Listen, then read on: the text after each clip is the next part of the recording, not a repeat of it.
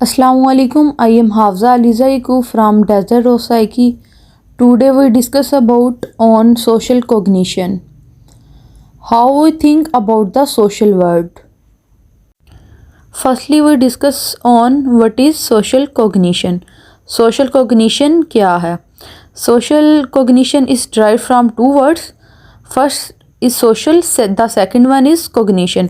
Social means society, individual, and cognition means our thinking pattern. Topic which we cover in this video is that cognition and social cognition, schema and social schema, who invented schema, where do schema come from, how does schema affect the cognition, how do schema influence social thought, process of social cognition, priming versus unpriming. Topic which we cover in this social cognition chapter. Firstly, we discuss on schema, second we discuss on heuristic, and the third one topic is affect and cognition. What is cognition? Cognition क्या है?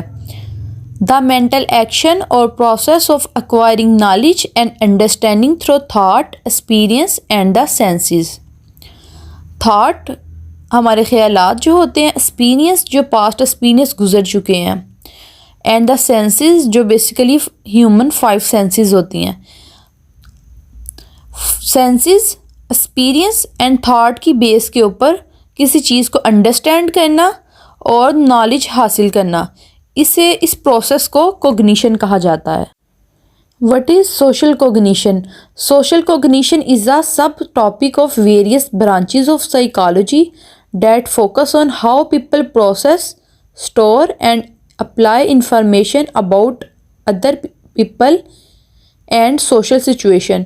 कि किस तरह लोग process करते हैं, store करते हैं और फिर उस इंफॉर्मेशन को अप्लाई करते हैं ऑन अदर पीपल, दूसरे लोगों पर, एंड सोशल सिचुएशन यानी सोसाइटी के ऊपर. It focus on the role that cognitive process play in social interaction.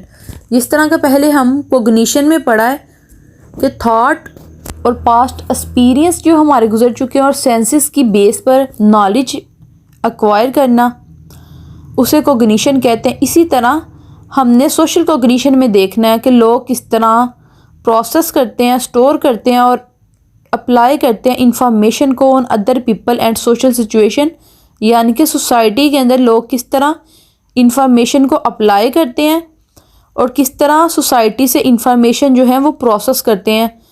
इंसान की सोसाइटी के अंदर परसेप्शन क्या है, वो सोसाइटी से क्या परसीव करता है और उसकी क्या थिंकिंग पैटर्न बन रहा है. For example, from the social cognitive perspective, people personalities are influenced by observing other behaviour. लोगों की जो पर्सनैलिटीज़ होती हैं वो इन्फ्लुएंस होता है, उनका इन्फ्लुएंस होता है कि कैसा बिहेवियर हम दूसरों का ऑब्ज़र्व कर रहे हैं. जिस तरह हम सोसाइटी के अंदर दूसरे लोगों को ऑब्ज़र्व करते हैं, उनका हमारे थिंकिंग पैटर्न के ऊपर, हमारी पर्सनैलिटी के ऊपर इफ़ेक्ट होता है.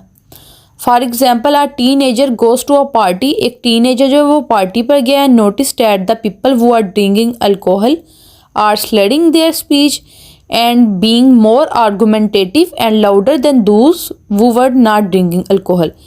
कि एक लड़का जो एक टीनेजर है वो पार्टी पे गया और वहाँ उसने क्या ऑब्ज़र्व किया है कि एक इंसान जिसने अल्कोहल पी हुई है वो उसे सही तरह से बोला नहीं जा रहा और वो लाउडर बोल रहा है उन लोगों की निस्बत जिन्होंने अल्कोहल नहीं पी हुई. और यहाँ से वो जो टीनेजर है वो ऑब्ज़र्व उसने किया है अदर बिहेवियर को, जिससे उसकी पर्सनैलिटी के ऊपर, उसकी थिंकिंग के ऊपर इफ़ेक्ट आएगा, चेंजिंग आएगी.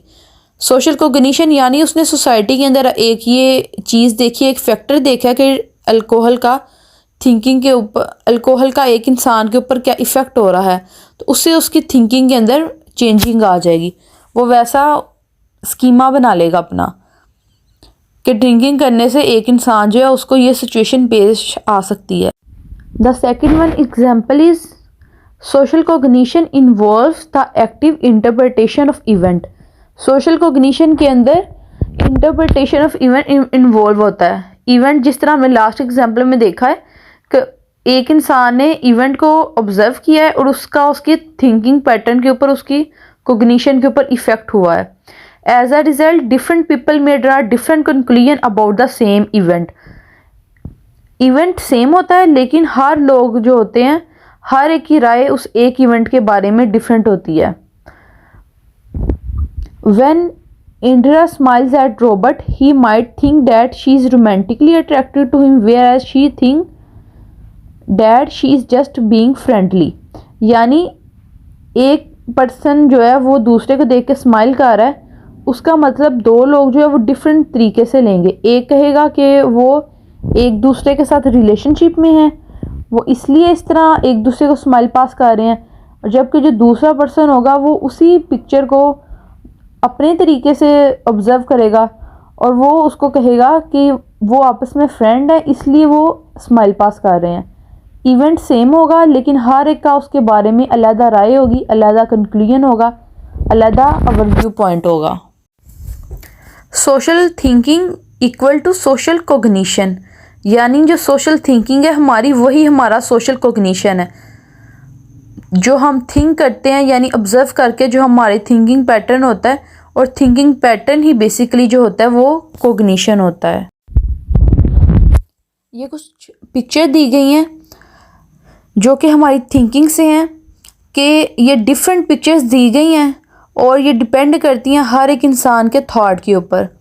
हर एक इंसान जो है इनके बारे में अलग व्यू पॉइंट रखेगा, यानी जहाँ पे वो तीन लेडीज़ बैठी हुई हैं और हर एक का उसके बारे में अलग पॉइंट होगा। कुछ कहेगा वो तीनों दोस्तें हैं, कुछ कहेंगी वो तीनों रिलेटिव्स हैं, हर एक का उसके बारे में अलग व्यू पॉइंट होगा। ऊपर जो दो पर्सन हैं जो हक कर रहे हैं उनके बारे में हर एक का अलग पॉइंट होगा।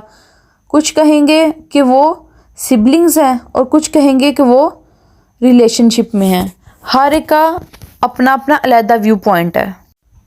What is schema? Schema is the mental framework for organising social information.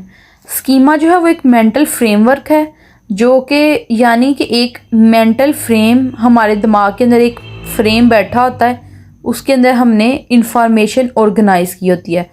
और यानी कि स्कीमा एक पैटर्न है जो हमने अपने माइंड के अंदर ऑर्गेनाइज किया होता है कि ये इस तरह है चीज़। स्कीमा जो कि एक मेंटल फ्रेमवर्क होता है वो हम बना सकते हैं पर्सन के बारे में, सेल्फ के बारे में, स्क्रिप्ट। पर्सन यानी कि हमारा एक व्यू पॉइंट कि ये इंसान इस तरह का है। जैसा कि हमने एक स्कीमा पर्सन के बारे में बनाया होता है कि जो पेरेंट्स हैं, जो मदर है वो लवली है। सेल्फ के बारे में बनाया होता है कि ये पर्सन शाय है, ये पर्सन इस तरह, ये हमने एक अपना स्कीमा पहले से बनाया होता है। स्क्रिप्ट जो है चीज़ों के बारे में, कि things you know, the bus is coming, when can I spit. हमने जो चीज़ों के बारे में अपने स्क्रिप्ट रेडी किए होते हैं, स्कीमा बनाए होते हैं कि हम इस तरह करेंगे तो इस तरह हो जाएगा।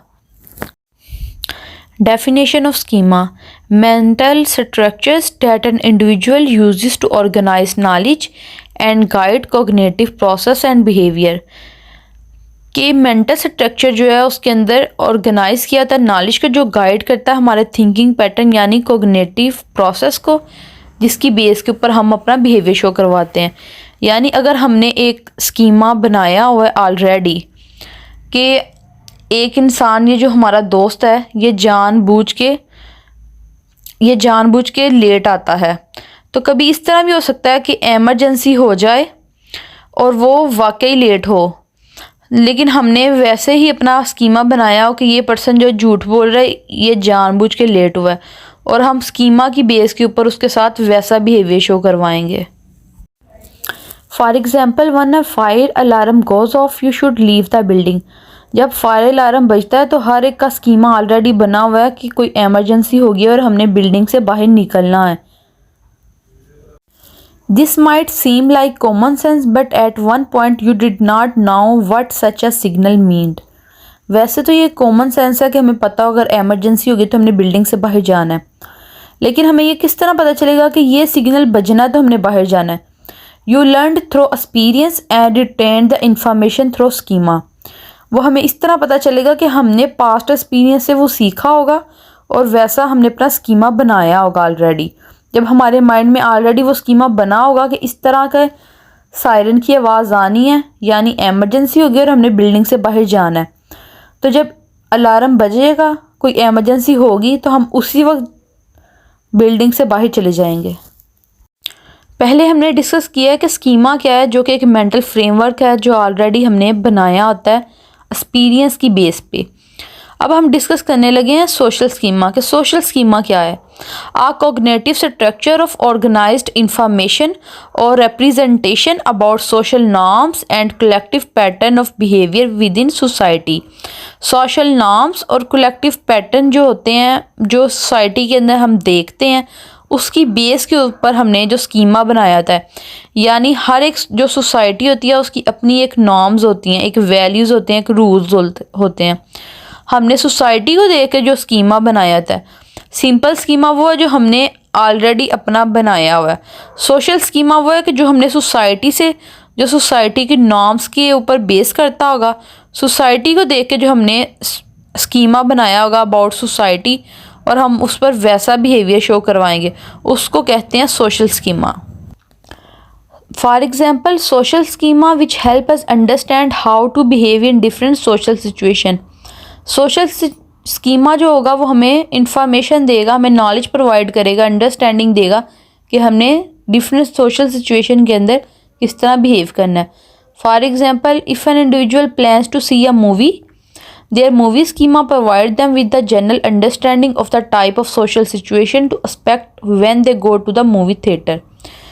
सोशल सोसाइटी के अंदर अगर एक पर्सन ने अपना स्कीमा बनाया हुआ है कि मूवी देखने जाना है, तो मूवी का वहाँ थिएटर का इन्वायरमेंट क्या होता है या कि इस तरह की जगह होती है, तो इस तरह का जो सोसाइटी बेस्ड स्कीमा होता है उसको सोशल स्कीमा कहते हैं। Who invented the term schema? Theorist Jean Piaget introduced the term schema and its use was popularized through his work. According to his theory of cognitive development, children go through a series of stages of intellectual growth. Jean पियाजे जो है उसने schema का जो concept था वो introduce करवाया था।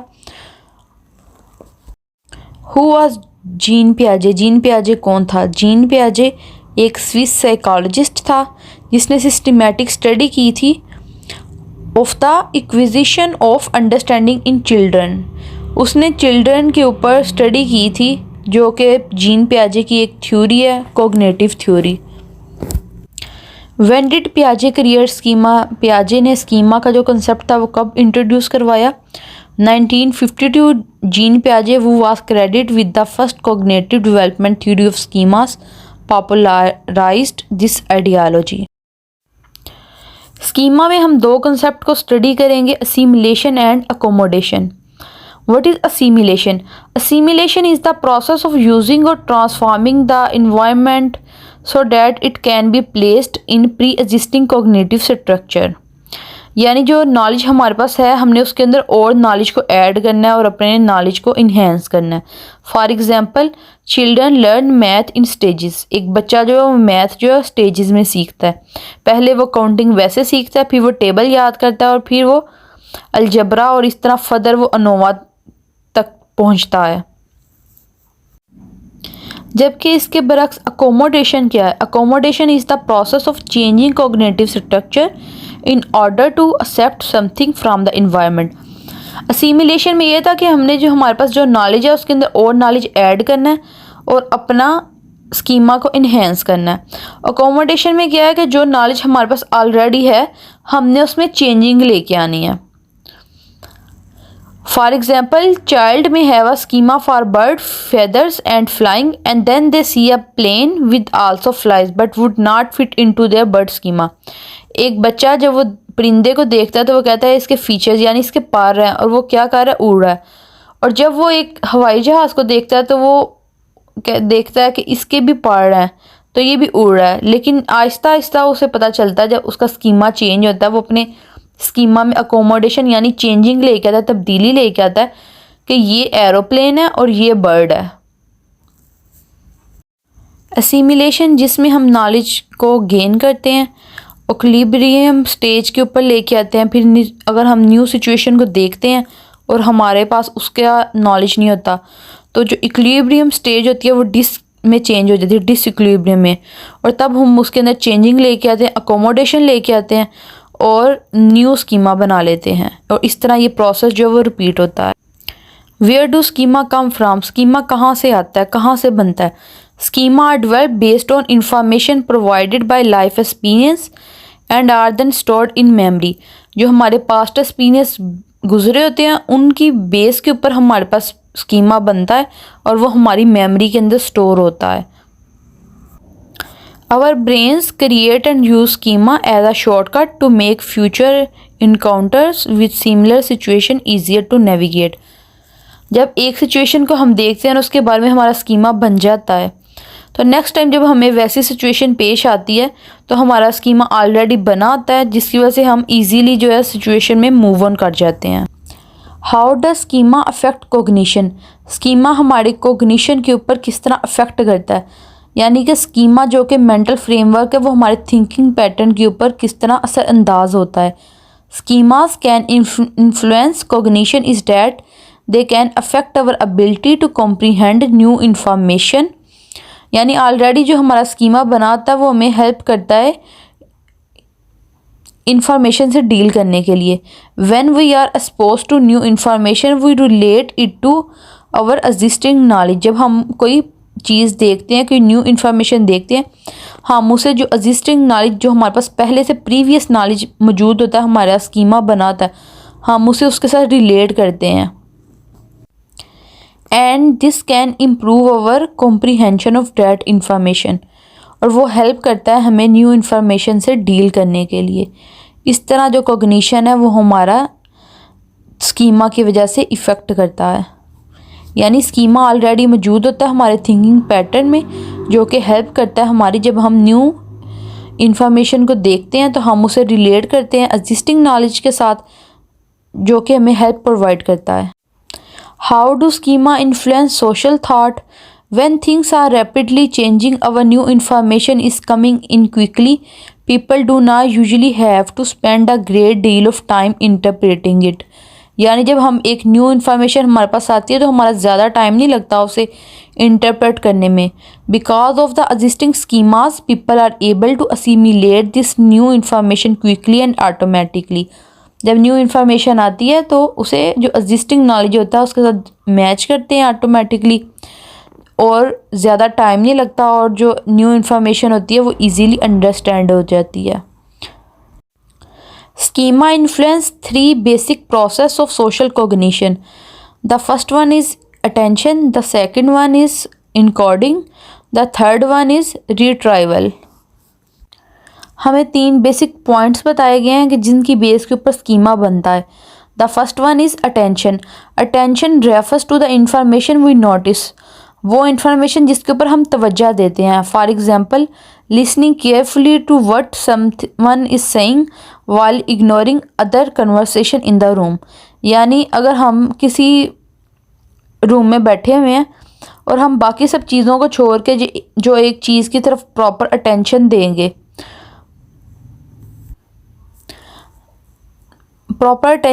तो वो चीज़ जो है वो हमारे माइंड के अंदर स्टोर हो जाएगी, जबकि जिनकी तरफ हम तवज्जो नहीं देंगे वो हमारे माइंड में स्टोर नहीं होंगी। यानी अगर हम टीवी सीरियल देख रहे हैं बैठ के और पास में कोई घर में कोई डिस्कशन हो रही है, तो अगर हमारी फुल जो तवज्जो है, हमारी अटेंशन टीवी सीरियल की तरफ है, तो हम वो चीज़ को नहीं सुन सकेंगे जो घर वाले डिस्कस कर रहे हैं। अटेंशन के अंदर सिर्फ वो चीज़ें आएंगी जिनके ऊपर हम तवज्जो देंगे, अटेंशन देंगे। The second one is encoding. Encoding refers to the process we use to store notice information in memory. जिस information के ऊपर हमने notice दिया व तवज्जो दिया उसको memory के अंदर जो है ना store करने को encode करना कहते हैं।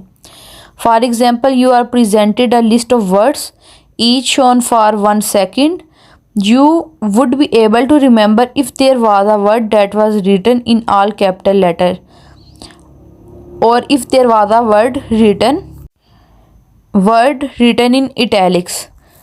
यानी कुछ वर्ड जो हैं वो दिए गए हैं कि आप इनको देख लें, उनकी तरफ तवज्जो दें और बाद में उनको इनकोड किया जाएगा कि यहाँ पे क्या वर्ड लिखा हुआ था। The third one is retrieval. Retrieval refers to how we recover information from memory in order to use it in some manners।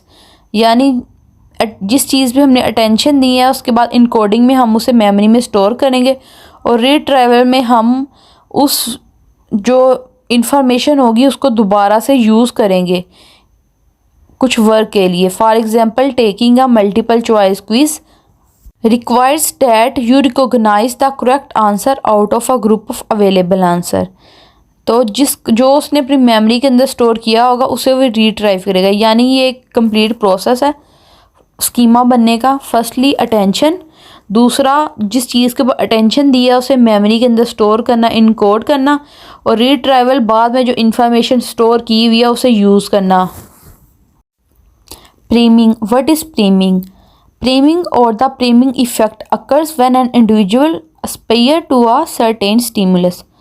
Individual एक certain stimulus को ऑब्जर्व करता है, उसे देखता है, influence his or her response to a subsequent stimulus, और एक stimulus का further stimulus के ऊपर response के ऊपर इफेक्ट होता है without any awareness of the connection।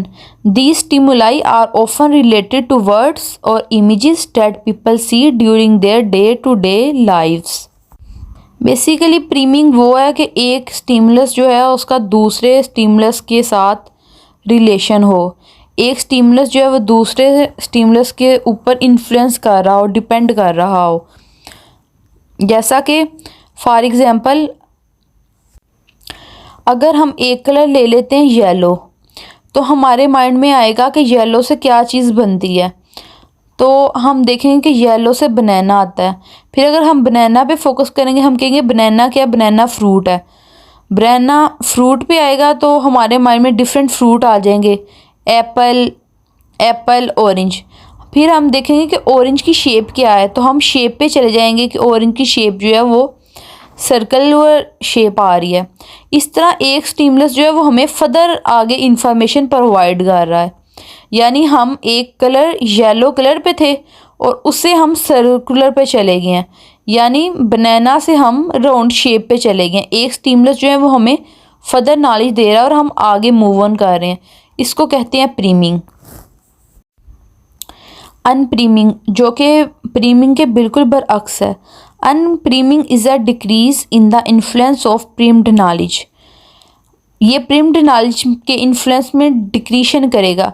यानी जिस तरह प्रीम्ड नॉलेज में हमें एक स्टिमुलस जो था वो दूसरे स्टिमुलस का फर्दर नॉलेज देता था। यानी अगर हम येलो कलर पे थे और येलो कलर के बनाना से हम राउंड शेप पे चले गए हैं, फ्रूट से हम लोग शेप पे चले गए, एक बात से हमें आगे आगे फर्दर नॉलेज मिलता रहा है, वो प्रीमिंग है। और इससे बिल्कुल बरअक्स जो है वो अनप्रीमिंग है, यानी decrease in the knowledge, decrease in the influence of primed knowledge following a behaviour expressing that knowledge. यानी जिस तरह प्रीम्ड हमें स्मूथली नॉलेज प्रोवाइड करता था, हम एक स्टिमुलस से दूसरे की तरफ मूव ऑन कर रहे थे। अनप्रीमिंग इससे बिल्कुल बरअक्स होता है, वो हमें इस तरह स्मूथली नॉलेज प्रोवाइड नहीं करता। Thank you.